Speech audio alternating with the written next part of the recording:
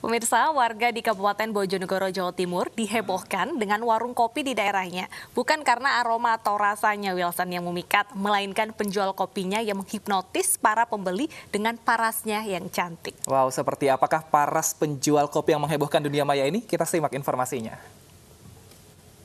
Nah, ini kita akan lihat sekilas ya informasinya yang menghebohkan dunia maya dan seperti apa sebenarnya sosok perempuan yang ramai dibicarakan. Ini informasinya pemirsa.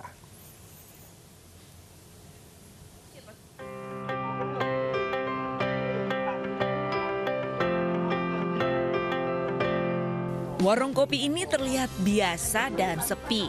Namun siapa sangka di dalam warung ini ternyata banyak pembeli yang rela antre demi mencicipi kopi Bongrowo. Keramaian warung kopi ini bukanlah dari rasa dan aroma kopinya saja, melainkan paras cantik dari penjualnya. Ya, inilah dia, Laila, anak dari pemilik warung kopi yang menjadi trending topik di media sosial. Kopinya mas. Iya, terima kasih.